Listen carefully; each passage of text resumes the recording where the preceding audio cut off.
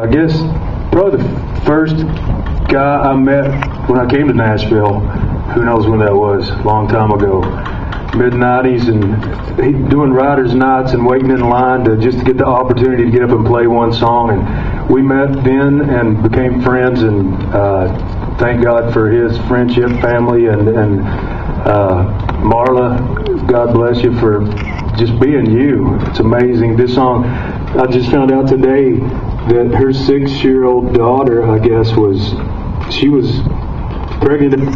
Wrote this song. They're pregnant at that. So this song is, 6 years old. It's been around a while. So divine intervention let me have it. So I want to say thanks, and I want to say thank you to Kelly Lynn for finding the song. You said you heard it 6 years ago and then remembered it, called back and asked for it. And just the way it worked out, she said, I don't know if you'll cut it, but I know you'll laugh at it. So here you go. So thank goodness, Kelly. And we've got these, going to present to these guys. This is to Kelly. There you go. Thank you.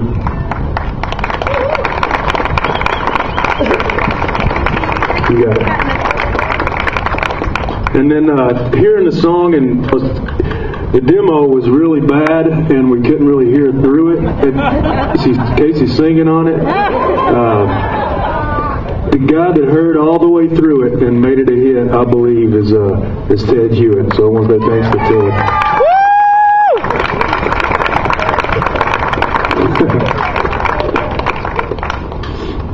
And then, of course, I want to thank all the Curb Records. Some of those guys aren't here, other parts of the country, but man, to lay it out there and believe that you can get a song played about holding a gun on a kid and knowing it's just a sense of humor.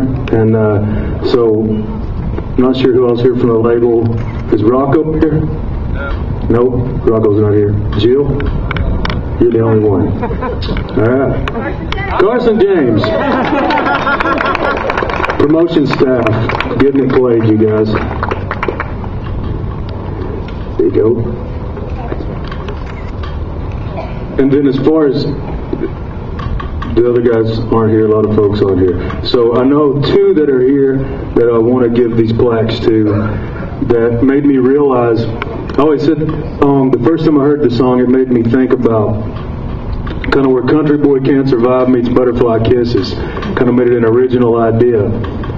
And as every time I've sung this song live, or most of the time, I'll say, for all you teenage boys out there, if you are some daddy's nightmare, as I was at one point, that in some way or another you will grow up and you will have daughters. And karma will come after you. And so I'm living proof of that. So I have two plaques to present to my stepdaughters, Lindsay and Morgan. Come on.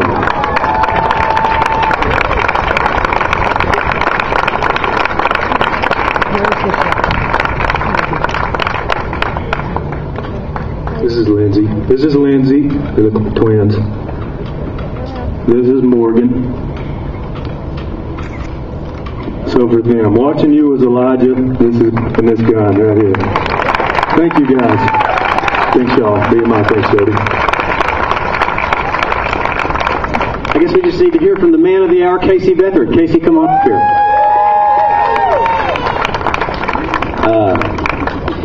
I just want to, first of all, I was looking at a picture over here that Dave gave me. I think it was something else, one of these things I did, and it's embarrassing on that picture there.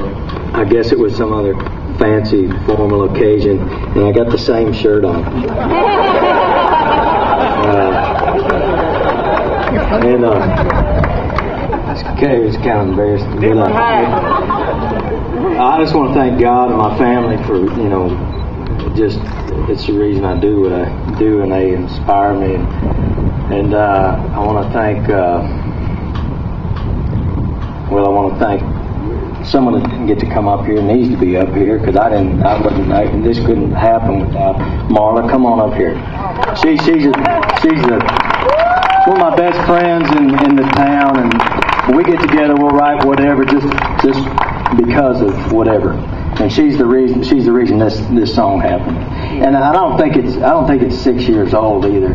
No, she's 4. She's 4, and plus we went through about 2 years of debating whether to demo it because it talked about holding up a kid. And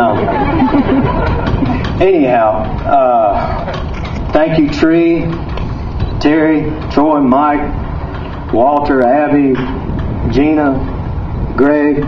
Where's Greg? I already thanked my family and stuff.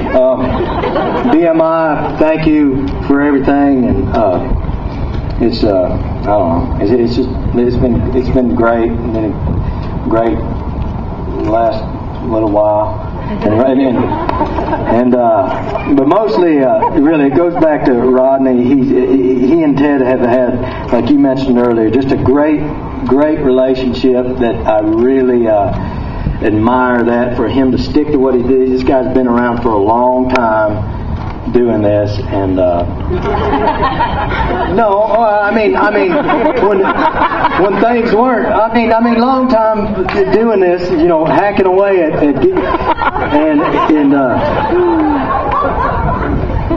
and he deserves everything he gets, and no one. There's a couple, what brings to mind. I think of. Told someone earlier. They asked me about him liking songs, and I said it's really weird. I've only I listened to Chesney and Buddy, the way they go through songs, and those guys are you remind me a lot of that. The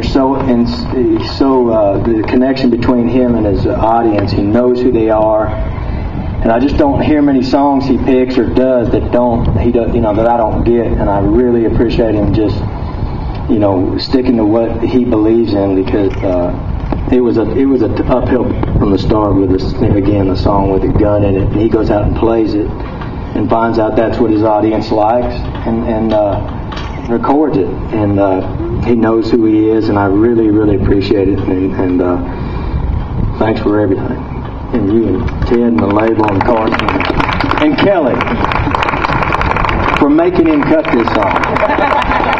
Thanks everybody.